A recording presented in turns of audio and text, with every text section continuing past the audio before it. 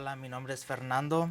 Yo soy parte del equipo de media de Ciudad de Dios, Denver. Hoy tenemos el privilegio de estar con nuestro pastor Guillermo Pupo y queremos aprovechar esta oportunidad para hacerle algunas preguntas personales y sobre la visión de nuestra iglesia. ¿Listo, pastor? Listos. Bendiciones Ok. para todos. Vamos a empezar con la primera. ¿Qué lo inspiró a convertirse en pastor? Yo creo que el pastorado, como cualquier otro servicio a Dios, nace en el corazón de Dios. Cuando invitas a Jesús a tu corazón, Él entra y el Espíritu de Jesús, que es el Espíritu Santo, trae a ti los dones necesarios para que puedas cumplir el plan que Dios ya tiene para tu vida. Entonces, el llamado al pastorado, como a cualquier otro tipo de servicio a Dios, viene en el paquete del Espíritu Santo y nace en tu corazón. Y así como empiezas a sentir el mismo deseo, por ejemplo, que Jesús sentía por pastorear a la gente, lo empiezas a sentir tú. La manera en que Jesús amaba a la gente, la empiezas a sentir tú. La paciencia que Jesús le tenía a la gente, la empiezas a sentir tú. El interés por el necesitado, lo empiezas a sentir tú. Entonces, el llamado en realidad se recibe, o la inspiración, como que fue la palabra que tú usaste, entra con el Espíritu Santo para cumplir el llamado de Dios y el plan de Dios en nuestras vidas. Y lo empezamos a sentir y lo empezamos a desear y tenemos ese anhelo de aprender a hacerlo y a ponerlo en práctica y a vivirlo, y se transforma en una bendición para otras personas. Muy bien, muchas gracias, pastor.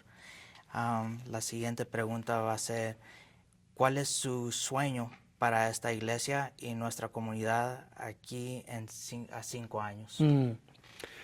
El sueño para la iglesia creo que es el sueño que todo pastor tiene, porque creo que es el sueño que tiene Jesús. Es que cada creyente llegue a comprender su identidad completa en Cristo. Porque cuando el creyente puede comprender su identidad completa, puede aceptar y creer en la obra de Dios en él o en ella, y empieza a vivir su llamado, como hablábamos recién, y empieza a practicar, empieza a accionar en su llamado. Entonces, creo que el sueño para la iglesia es que cada creyente pueda llegar cada persona pueda llegar a creer, a aceptar y a vivir su llamado y a funcionar en su llamado. Cuando cada miembro de la iglesia funciona, cada miembro del cuerpo funciona bien, tienes un cuerpo fuerte, saludable, lleno de salud y de vida, igual que el cuerpo humano, el cuerpo físico. Cuando hay miembros que no funcionan, tienes cuerpos menos sanos, ¿verdad?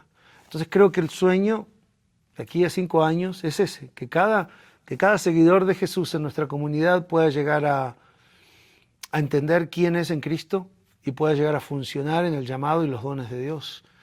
Para que ese día seremos una iglesia vibrante. Creo que ya lo somos, ¿verdad? Pero también en la iglesia, como siempre está llegando nueva gente, hay nueva gente que necesita entender y abrazar y vivir esa realidad. Entonces, aunque una iglesia sea sana, siempre tiene nuevos miembros que necesitan descubrir y vivir esa nueva realidad. Amén. Muy bien, gracias. Y seguimos a ver, ¿cómo siente que Dios está obrando en nuestra iglesia en este momento? Creo que Dios nos está llamando a la unidad espiritual. Jesús dijo, cuando oró en Juan 17, dijo que ellos puedan estar unidos, que ellos puedan ser uno, de la misma manera que tú y yo somos uno. Jesús estaba en unidad con el Padre, una unidad perfecta y total, donde había entendimiento, donde había amor eterno entre ellos. Y ese amor eterno generaba el poder ilimitado de Dios. El poder de Dios es el poder de su amor. Y Jesús en esa oración está orando para que sus discípulos puedan vivir en ese nivel de unidad. porque en esa unidad está el amor y está el poder, para cada discípulo y para la iglesia, ¿verdad?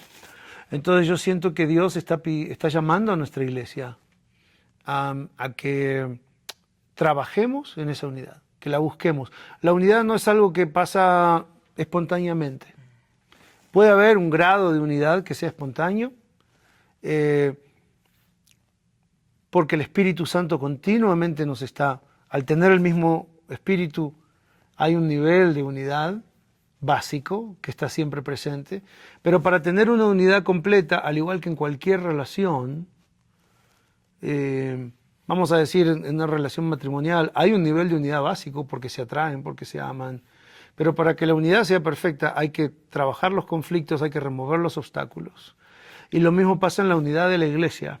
Aunque hay un nivel de unidad básica que la genera el Espíritu Santo, para que como hermanos y hermanas podamos llegar al tipo de unidad que Jesús nos muestra entre el Padre y el Hijo, necesitamos ser intencionales en remover los obstáculos.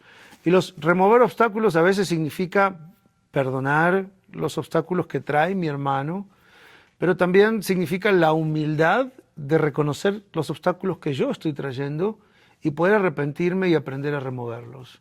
El llamado de Dios a nuestra iglesia en este momento es ese, es un llamado a la unidad espiritual como la que tuvo Jesús con el Padre. Muy bien, me gusta mucho, gracias. A ver, entonces vamos a seguir a otra parte de las preguntas. Y la primera es, ¿qué cree que nuestra comunidad necesita espiritualmente en este momento?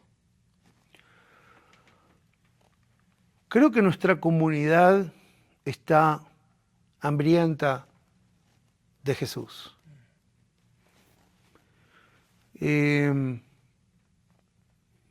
el sentido de que no solo quieren conocer a Jesús, quieren vivir en Jesús y que Jesús viva en ellos. O sea, creo que nuestra comunidad está hambrienta de ver más el reflejo de Jesús en nuestras vidas, en cada uno de ellos, ¿verdad? El reflejo de Jesús en su matrimonio, en su trabajo, en su espiritualidad. Quieren más de Jesús en ellos. Entienden que humanamente hay cosas que nosotros no podemos cambiar. Por eso está la cruz. Porque lo que no puede cambiar hay que llevarlo a la cruz, ¿verdad? Y después de la cruz nace lo nuevo. Entonces creo que muchos de nuestros miembros o personas que están visitando nuestra iglesia tienen ese hambre de entender que hay áreas de ellos que no las pueden cambiar por sí mismos, que necesitan traerlas a la cruz para que Jesús pueda resucitar dentro de ellos y entonces que sus vidas sean más un reflejo de Jesús. Creo que ese es el mayor hambre que yo veo en la gente en este momento, el reflejo de Jesús en sus vidas. Okay. Y a ver, la siguiente va a ser, ¿cómo podemos ser más acogedores con las nuevas familias y visitantes? Muy buena pregunta. Y Jesús, bueno, en realidad desde el Antiguo Testamento Dios lo puso en palabras muy simples. Ama a tu prójimo como a ti mismo. Es tan simple. Sí. Y le buscamos vueltas y vueltas. Yo creo que es difícil y entonces a veces buscamos maneras de hacerlos que sean más fáciles. Pero no hay manera más fácil, es la única manera de ser más acogedores. Sí. Amar a tu prójimo como a ti mismo. Cuando ves a un anciano, ¿cómo te comportarías si ese anciano fuera tu papá o mamá o tu abuelo o abuela? ¿Cómo te gustaría que lo traten? Bueno, cuando veas a un anciano, trátalo de esa manera. Cuando veas a un niño que está solo, si fuera tu niño, ¿cómo te gustaría que lo traten? Bueno, trátalo así. Me gustaría que otros niños vengan a saludarlo. Bueno, entonces toma a tu niño y llévalo a que salude a ese muchacho, a ese niño, ¿verdad? Sí. O jóvenes o pareja, o sea, ¿qué pasa si ese miembro nuevo o esa persona nueva es una persona de tu familia a la que tú amas mucho? ¿Cómo te gustaría que lo traten? Pues así tienes que tratar tú a los nuevos. Sí. Amarlos tantos como amas a los tuyos o a ti mismo. Gracias. A ver, ¿cuál es una cosa que desearía que la gente supiera sobre los pastores?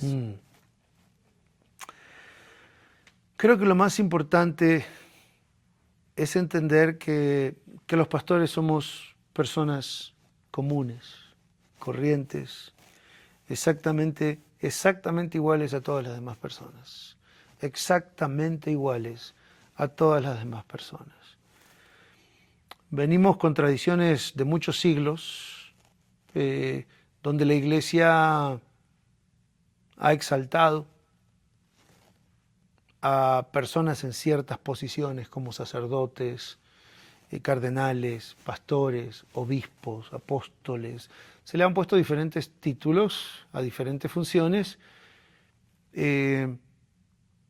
y tradicionalmente, o sea, estoy hablando prácticamente desde el siglo III, cuando Constantino oficializó la religión cristiana, católica, se empezó a darle ese lugar de privilegio a las personas que tenían ciertos títulos o funciones y se los puso en un pedestal. Y desde aquella época, a pesar de que ha habido muchos cambios, se sigue con esa cultura de poner en un pedestal a los ministros.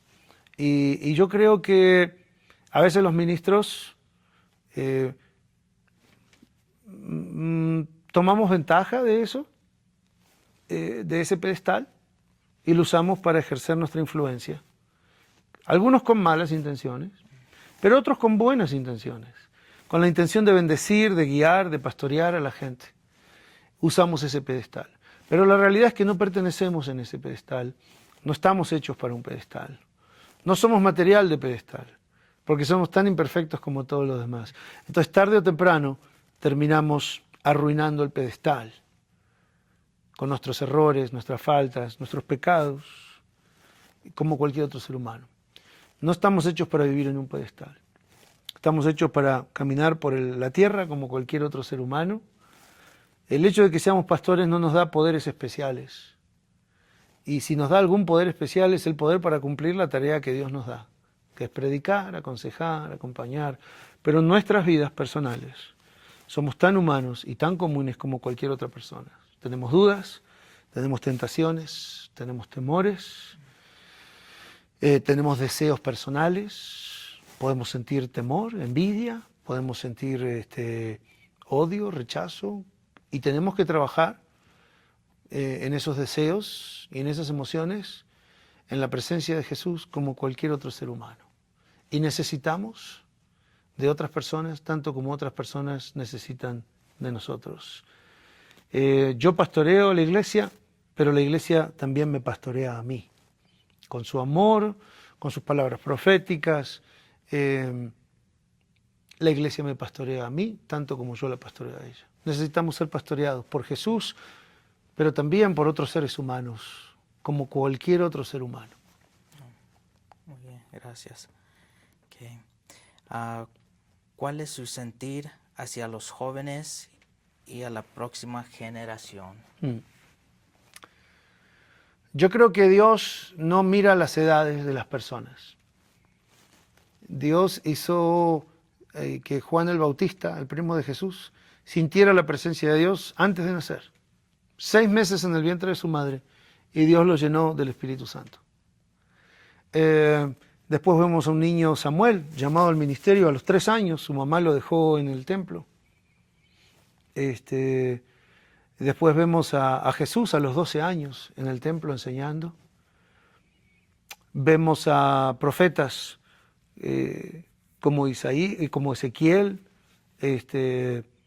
o Jeremías, que fueron llamados a profetizar a toda una nación de Israel, el pueblo de Dios, cuando tenían 16, 17 años. Samuel profetizó al sumo sacerdote de la nación de Israel cuando él tenía 12 años. Timoteo fue llamado al pastorado y fue puesto a liderar y pastorear una congregación a los 17 años. Y podría seguir, creo que se entiende, ¿verdad? Sí, sí. Que para Dios no hay edades. Entonces yo lo que creo sobre los jóvenes sobre los niños y los jóvenes es que cuando el Espíritu de Dios está en ellos, ellos pueden liderar y pueden cumplir la función que Dios les asigne como cualquier otro ser humano. Porque al final del día, tengas 10, 20, 40 u 80 años, si vas a cumplir la función que Dios tiene para ti, es por la gracia y el poder del Espíritu Santo, no por tu calidad humana, ni tu experiencia humana. Entonces, yo he visto niños liderar a sus familias espiritualmente, he visto jóvenes liderar a sus familias espiritualmente, y tanto niños como jóvenes a veces son los que traen a toda su familia a la iglesia, son los que traen a su familia a Cristo. Entonces creo en el liderazgo espiritual de los niños y de los jóvenes. Creo que por esa razón Jesús vino y nació en el vientre de una mujer para ser embrión, para ser feto, para ser niño, para ser adolescente, para ser joven adulto y para ser hombre, y entender que Dios está con el ser humano que Él escoge en cualquier etapa y edad de su vida. Y creo que los jóvenes que le entreguen su vida a Cristo y que dejen que Cristo viva en sus corazones, están capacitados para hacer cosas que ningún adulto puede hacer en este momento. La sociedad cambia tan rápido. En estos últimos 50 años los ciclos de cambio social se han acelerado de tal manera que ahora cada 2, 3, 5 años tenemos una nueva generación, que la generación X, que los millennials, que los Y, que los Z. Cada 3, 5 años hay una nueva generación con nuevos códigos y culturas, donde ya gente que nació 10 años antes, 15 años antes, ya no llega a comprender todos los códigos sociales y espirituales de esa generación. Solamente esa generación los entiende. Imagínate yo, que tengo más de 50 años, cómo me cuesta llegar a entender ciertos códigos, ciertos lenguajes, ciertos valores de las generaciones más jóvenes. Yo puedo conocer muy bien la palabra de Dios, pero el lenguaje, ¿sí? Yo hablo español y yo, por más que conozca la palabra de Dios, no puedo predicar en alemán, ni puedo predicar en ruso, porque no conozco el lenguaje. Conozco la palabra de Dios, pero no conozco el lenguaje. Entonces, el lenguaje de estas nuevas generaciones solamente puede ser entendido y hablado por los hijos de Dios que son parte de esa generación. Entonces los jóvenes hoy se encuentran con realidades en las escuelas sobre la droga, sobre la ideología de género, sobre el aborto, sobre muchos otros temas. Y ellos entienden cómo su generación entiende estos temas de una manera que yo no la entiendo. Yo puedo conocer la palabra de Dios, pero no puedo no tener la habilidad de explicarla o comunicarla en el lenguaje que esa generación necesita. Mientras que un chico de 13, 15, 18, 20 años tiene el lenguaje. Yo como adulto puedo enseñarle la palabra de Dios a él o a ella, y ella va a poder traducirla al lenguaje de esa generación. Por eso creo que jóvenes que se llenan del Espíritu Santo pueden tener un impacto en la sociedad que ningún adulto de mi edad lo puede llegar a tener. Así que creo completamente en ellos, creo en lo que Dios puede hacer con sus vidas, y creo que van a hacer cosas que nosotros no podemos hacer, y que ellos me pueden enseñar a mí cosas que hoy yo no sé. Hay cosas que yo sé y ellos no, pero hay cosas que ellos saben y yo no las sé, ni las entiendo. Así que yo les puedo enseñar a ellos, pero ellos me pueden enseñar a mí también, y juntos podemos impactar al mundo para Cristo. Muy bien, gracias. Y a ver, la última pregunta para terminar. ¿De qué manera podemos como familia de iglesia apoyarlo más espiritualmente, prácticamente o emocionalmente? Espiritualmente, prácticamente y emocionalmente. Ok. Bueno, vamos por cada uno. Espiritualmente, llénate de Cristo. Llénate de Cristo. Llénate del Espíritu de Cristo, que es el Espíritu Santo, para que estemos escuchando al mismo jefe, para que estemos caminando en la misma dirección. Y el mismo Espíritu Santo que me da direcciones a mí, te las da a ti y nos hace trabajar en armonía. Si quieres ayudar a tu pastor espiritualmente, llénate de Cristo. Y haz todo lo que Cristo te diga que hagas. Y esa es la mejor manera. y eso también te va a llevar a orar por tu pastor, a cubrirlo en oración, mucho, mucho. Necesitamos mucha oración. De manera prácticamente, obedece a Dios. Obedece a Dios. Cuando Dios te diga que hagas algo dentro o fuera de la iglesia, hazlo. Y una de las maneras que Dios te habla es a través de tu pastor, ¿verdad? Si, por ejemplo, a mí Dios me da una visión para este lugar, yo la comparto con toda nuestra comunidad, y la manera en que tú puedes, digamos, o cualquier persona puede apoyar a su pastor prácticamente, es pedirle a Dios, decirle a Dios, muéstrame la visión que le mostraste a mi pastor, para que yo también pueda ser parte de esa visión y podamos trabajar juntos, caminar juntos, ¿verdad? Y entonces, obedeciendo a Cristo, vas a alinearte con la visión de tu pastor. Y emocionalmente, creo que los pastores necesitamos que se nos demuestre amor, como cualquier otro ser humano, pero a veces la posición de pastor es muy solitaria. Es como así como los padres, hay cosas que no le pueden contar a los hijos, porque todavía son muy niños para entenderlas. También los pastores hay cosas que no podemos contársela a los hermanos de la iglesia. Entonces, a veces terminamos en un lugar muy solitario. Los pastores necesitamos ser intencionales en encontrar nuestras relaciones, ¿verdad? Padres con padres, niños con niños. Necesitamos tener relaciones, amistades, quizás con otros pastores, con otros ministros, con los que podamos hablar de las mismas situaciones, ¿verdad? Pero los hermanos de la iglesia pueden demostrar amor. No ponerlo en un pedestal, pero sí demostrar amor. Y hay maneras muy simples de demostrar amor. Invitándolo a comer, preguntándole cómo está. Sí. Pastor, ¿cómo está? ¿Cómo puedo orar por usted? Quizás tu pastor no te va a contar todo, pero te va a contar todo lo que te pueda contar. Sí. Y es muy lindo saber que hay personas que se preocupan por cómo estamos. Porque el pastor en general tiende a preocuparse por cómo están todos. ¿Sí? Es como otra vez, el padre o la madre se preocupa por los hijos y a veces los hijos no se preocupan por la madre. Es la naturaleza de la vida, ¿verdad? Pero la madre o el padre a veces se cansan, ¿verdad? De que los hijos se sientan que nadie se preocupa por ellos. Entonces, lo más lindo es poder estar atento de las necesidades del pastor, de la familia del pastor. Eso es en el área emocional, ¿verdad? Estar atento y poder acompañar al pastor a llevar sus cargas como ser humano. Muy bien. Ok, pastor. Bueno, muchas gracias por este tiempo y la palabra que nos ha dado.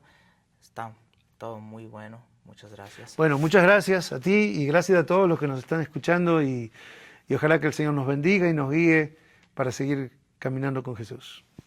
Amén. Gracias.